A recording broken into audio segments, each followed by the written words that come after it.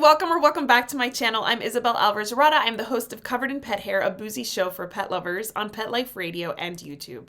I just want to celebrate Professional Pet Sitters Week this week and shout out to all the professional pet sitters that work so hard to help pet parents when they're either traveling or at work or otherwise unable to care for their pets themselves. So I want to actually use this opportunity to educate pet parents on what a professional pet sitter is. Professional Pet Sitters Week was actually started by Pet Sitters International. And I think this is like the 28th year that they're celebrating this week in recognition of professional pet sitting, one, as a viable career, two, as a huge help to pet parents and promoting what a professional does versus maybe what a hobbyist does. So the whole point of Professional Pet Sitters Week is obviously to honor those that do this job every single day. Right now, things are going to start taking off. People are going to start traveling. And I know you're going to be wondering, what do I do? Who do I ask to take care of my pets? And my recommendation is always to use a professional pet sitter.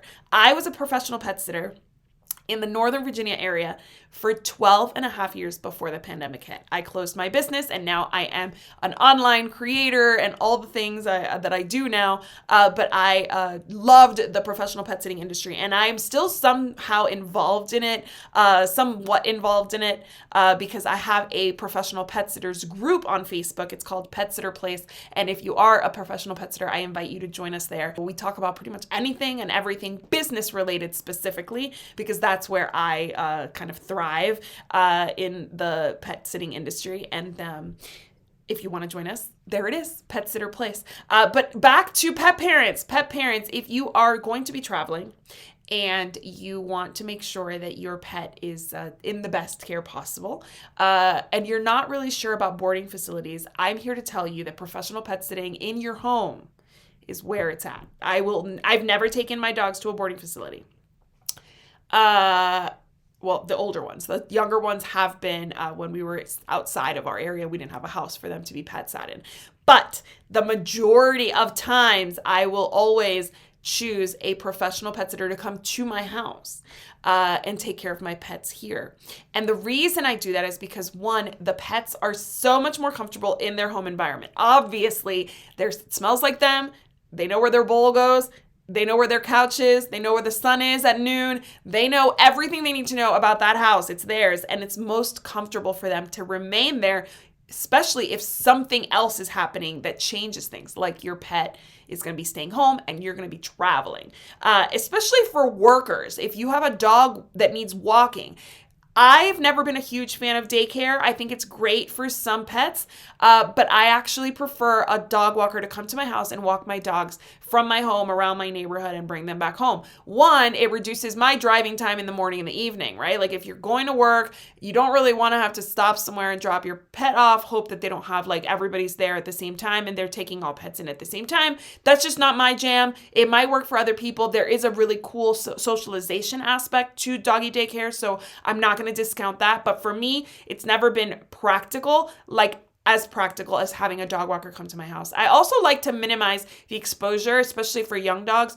to other, viruses and stuff. And when you take them to boarding facilities, and when you take them to doggy daycares, you are exposing your dogs to other viruses and germs that they're probably not going to be exposed to in your house or around your neighborhood. That's not necessarily a bad thing for puppies that are old enough to be exposed to those things. And it's not necessarily a bad thing for a healthy adult dog, but say that you have a senior dog like I do, I prefer to just keep my dogs at home. That's just me. And that's just something that I do to kind of offer an extra layer of protection against illness. So if you've decided that you want to learn more about professional pet sitting, here it is. So what is a professional pet sitter? The first thing you need to know is a professional pet sitter, one, is insured. That's how I differentiate a professional pet sitter from everybody else. There are people, friends, family, that will take care of your pet. They are not a professional pet sitter. There are people that work 24/7 taking care of animals, but they're not insured. They don't have an insurance policy that covers them in case they make a mistake. There's no insurance policy that covers them if they get bit. Those people are great, wonderful, no hate, but they are not professional pet sitters. They are hobby pet sitters. So they could decide tomorrow that they don't want to do that anymore and they just, move on to something else. Professional pet sitters are educated most of the time. They have taken courses, they have accreditations, they have certificates. Something that you can consider doing is looking for the National Association of Professional Pet Sitters. They offer a certification for pet sitters. PSI, Pet Sitters International, they also offer a certification for pet sitters. What that means is that it's a coursework that pet sitters study and they become experts in their field. Fear-free pets.com, they have a certificate or accreditation that teaches pet sitters how to engage with pets in the most gentle, positive, and fear-free, stress-reducing kind of ways. That's another awesome place to look for a pet sitter if you're interested in hiring a professional. So all of these are just some certificates and education that are available. Those are my favorites, I guess. There are also pet sitters that study dog behavior, cat behavior. I know so many pet sitters that started providing pet care and then they became dog trainers and cat trainers, and they started doing more things. Like for me, I've been writing for years and years, almost over a decade now. I've been writing about pets because I started as a professional pet sitter. I got some education. I continued my education. I went to all these conferences. I met all these people. I started following all these experts, and then I became an expert myself by writing and working with animals, writing about and working with animals. So a professional pet sitter, one, is insured. They are going to be insured. Insurance means that if something happens in your home, they trip and fall, you're not liable for that. Their insurance will cover it. If they're insured, that means that if your pet is walking down the street with your dog walker and they bite somebody, you're not going to be held liable for that. Your pet sitter, their insurance is going to cover that because they were in their care when the incident happened. Those are huge. I mean, people, especially if you live somewhere where there's ice, somebody can trip on your front steps easily with ice. Do you want to get sued for that? No, right? Of course not, because you didn't shovel the walk. No, you want your pet sitter to come with their own insurance so that if something happens, they can engage their insurance coverage to cover themselves, them being out of work, the other person that got bit, their medical, everybody's medical expenses, et cetera, et cetera, et cetera. So insurance is huge because the people who go as far as to establish a business, get insurance, get bonding, for example. A bond is something that covers you if there would be ever any theft in the house. And that's not so important for the person that you're hiring if it's an individual, because the chances of an individual that has their name on their business stealing from you, very, very, very, very low chances. It does happen. It has happened. I remember years ago when I started my business, somebody was stealing medication. She was a professional pet sitter. I don't remember if she was insured or not, so I should call her a pet sitter. And she was presented to the world as a professional when I read the article about the news story, but she was stealing controlled substances from people's medicine cabinets. So that does happen, but when I talk about a bond, I'm talking about material things like a ring or a necklace or a vase or I don't know, a camera that you might have in your home, something like that gets stolen. You want to have a pet sitter, especially one with a team that has a bond. I took care of thousands and thousands of animals myself. I was never asked about anything that gone missing. We, as at the WagPack in my former business, we did 100,000 plus pet visits in the 10 plus years we were in business, 12 years we were in business. And I only had one person say, hey, I think something's missing. And it was actually somebody else who had access to her home who took it, not us.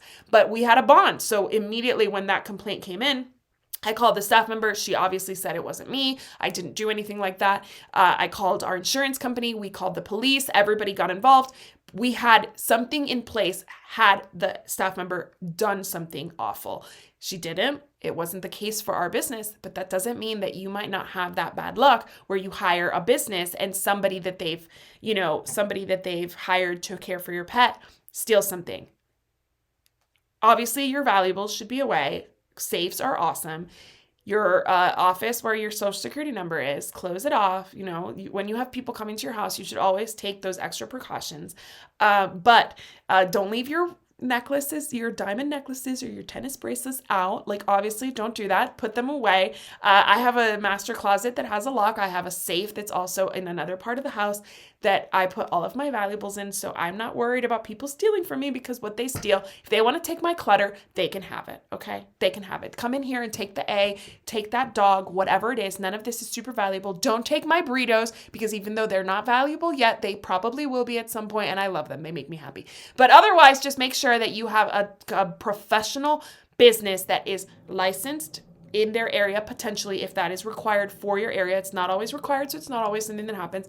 Insured for sure, 100% required, and bonded, especially if it's a team-based operation. Bonds will cover the replacement cost of the things that go missing, assuming that they were taken by that, business's employee or a contractor that worked under that business. And then what else do pet sitters do? So let's talk about the nitty gritty. What do? They come into your house when you're not there, and they take care of your pet. It's so easy. You usually get an in-home consultation, a meet and greet, whatever it's called. Different companies call them different things. And they come to your house when you're there, and they meet you, and they meet your pet, and they make sure that your pet is a good candidate for in-home pet sitting, because that's really big. Not all pets are going to want strangers in their house. Your pet has to be comfortable, at least comfortable enough to give somebody a chance. Your pet might be like, what is this? Why is this person here? But so long as the person displays the right energy and approaches them with respect, your pet should engage with them at some point. And sometimes it takes trial runs. Like you might have to schedule a couple visits while you're at work before you take your trip, even though you don't necessarily need those visits. It's just like a warm-up phase for a pet that might be skittish or just nervous around strangers. And the pet sitter will make it a really positive experience. They'll bring treats. They'll speak to them in a nice tone. They'll make sure that they don't do anything too abrupt, so that the pet's what is happening? Pet sitters, because of our education, we understand how to engage with pets in a way that puts them at ease and keeps them calm and lets them enjoy our visits rather than be on edge about why is this person here? What else would we do? After we have all the information we need to take care of your pet, there's sometimes a lot of us I'll say us because I was in the pet care industry not too long ago. A lot of us use software. So you're going to register online, you're going to schedule online, the payments online. It's all so easy, so wonderful. And once you put all your information in there, like medications your pet's taking, veterinarian contact information, your emergency contact information, all those things, your pet sitter's ready. So you can go to San Diego for the weekend, you can go to Paris for the week, you can do whatever you want. And your pet will be taken care of in their own home. Your pet sitter will come once a day, twice a day, 3 times a day, overnights. They might stay overnights if that's something that you are interested in or that they offer. I always do multiple visits a day for my dogs in the morning, midday, evening, and maybe bedtime. It does add up, but to me, it's so worth it because I like to make sure my pets are home and safe and comfortable. And I actually budget for any vacation that I take, including the pet sitter, right? So I'm not going to St. Bart's and staying at the Eden Rock, because if I go to the Eden Rock, then I don't have any money to pay for a pet sitter. So I might choose something a little less fancy and make sure that I have funds left over for my pet sitter to get rightfully paid and my pets to get the number of visits they need. If you have a cat, please make sure that you're having at least daily visits. I know that most people are like, oh, I don't need a daily visit for my cats. Cats can get sick very quickly, okay? I've walked in as a professional pet sitter to a cat and I played with him on a Tuesday. And on Wednesday at the same time, I walked in at the same exact time as I had the day before. He had some kind of a stroke and he was he was miserable. He was in pain. All of his legs were atrophied. He could not move. He had to be put down. 2 hours later, I took him to the vet, and the vet called the pet parents, and the cat parents said their goodbyes over the phone, and I held the pet as he crossed the Rainbow Bridge. It was one of the most traumatic and most horrifying experiences of my life because I felt so guilty, even though there was nothing I could have done. It was not me. I did not do anything. Dogs and cats have, heart failure, strokes, aneurysms, just like humans can out of nowhere. And he was an older pet and it was his time to go, but I felt so bad and I felt so horrible. But I was there to minimize his pain. I was there to transport him to the veterinarian. I was there to make sure that everything that he needed, he got. And I held him and cried with him and loved him in his final moments, and the pet parents were so grateful to me, and I will forever hold that experience as one of the worst and best of my life, because it truly gave me an insight into how important professional pet sitters can be and are to families, whether they have puppies, whether they have healthy adult dogs, or whether they have geriatric pets, and in the cases of emergencies where the pet parent can't be there and the pet sitter steps in and makes sure that the pet gets everything they need. So with cats, make sure that you have at least one visit every 24 hours. Most pet sitters, professional pet sitters, won't let you go very long. I've had people call me and be like, my cat only needs one visit every week. I would not take that if you're a professional pet sitter. I think that's huge liability. I think that's really gross for the cat to not have a clean litter box. That is a problem waiting to happen with cleanliness. The cat is going to pee outside of the box, and then you're going to be responsible for it, pet sitter. The pet parent is not going to take responsibility for having neglected to schedule more visits. They're going to look at you and be like, why didn't you clean up this mess? Or why is the carpeting stained? Or why did my cat pee on the bed? Okay, don't take it. Don't do it. Trust me, don't do it. And pet parents, don't put your pet sitters in that situation. Make sure that you are budgeting for your pet's care when you're taking your trips, planning your trips. Maybe you need to go somewhere closer. Maybe you don't need to fly. Maybe you need to drive. Maybe you need to do something that maybe takes away from your experience in order to improve your pet's experience. So I'm always gonna be an advocate for pet sitters, professional pet sitters, hobby pet sitters. You're on your own, man. Get insurance because you're asking for trouble. And friends and family are great. And if your pet has an established relationship with a family member or a friend of yours, by all means, use that resource, but always have a backup. Let's say that you are planning to leave your pet with your sister or with your mother or with your best friend. That's great. But what if your best friend gets in a car accident or has to travel for work or is taking care of another friend's pet while you're traveling? Things happen. So for me, I always say, if you have a pet, you need to have a relationship with a professional pet sitter. You never know if you're going to need a knee surgery. You never know if you're going to get hurt and sprain your ankle. And for 3 days, you're not going to be able to walk your dog. You need to have somebody that you have an established relationship with to make sure that they can step in and care for your pet, even if it's not for a trip, even if it's not a daily dog walk while you're at work. Maybe it's just on occasion. Talk to a pet sitting company and see if they'll take you on as a sporadic client. Most of us will, because we like to have that opportunity. And you'll never realize how easy it is. You're planning you're doing a 5K or you're doing a half marathon or something, and it's going to be a whole day experience. You call your pet sitter and you say, hey, on Saturday, can you do a midday so that I can go do my day trip and my dog will just stay home comfortably in his own bed?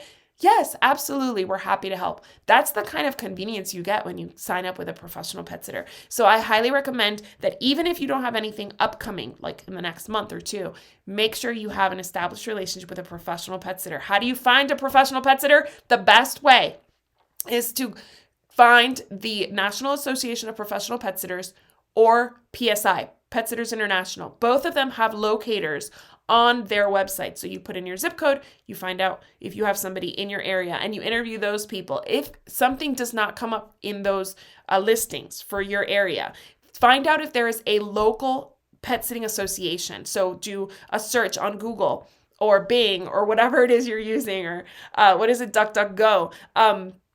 Find a Pet Sitters Association near me. They also would be a great resource. They usually have locators as well on their websites. And if you can't find something that way, Fear Free Pets is another one. The Pet Professional Guild has a search engine option on their website as well. So I'll put all these links in the video description for you. But another way to search is professional pet sitter and then the name of your city. So in my case, it would be Professional Pet Sitter El Paso. I have a wonderful pet sitter here in El Paso. I will also link them in comments. You need to plan ahead with them because they're so busy. They do such a great job. Shout out to my pet sitter, Kevin, who's been caring for the poos. My dogs are the poos. He's been caring for them for 2-3 years now. We love him. He is so reliable. I actually just ran into him right now walking 2 golden retrievers in my neighborhood, and I got to do all the snuggling of those big old golden retrievers this morning while we said hello.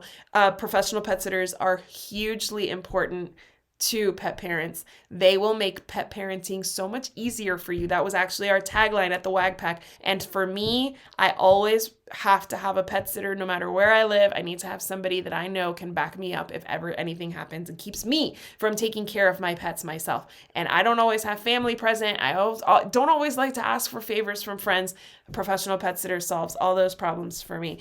If you have any questions, please comment down below, hit like, make sure you subscribe to my channels for more tips for pet parents. I do interviews with people that I so enjoy talking to so that I can get all this information to make you a better pet parent, me a better pet parent. Thank you for watching, and I'll see you next time.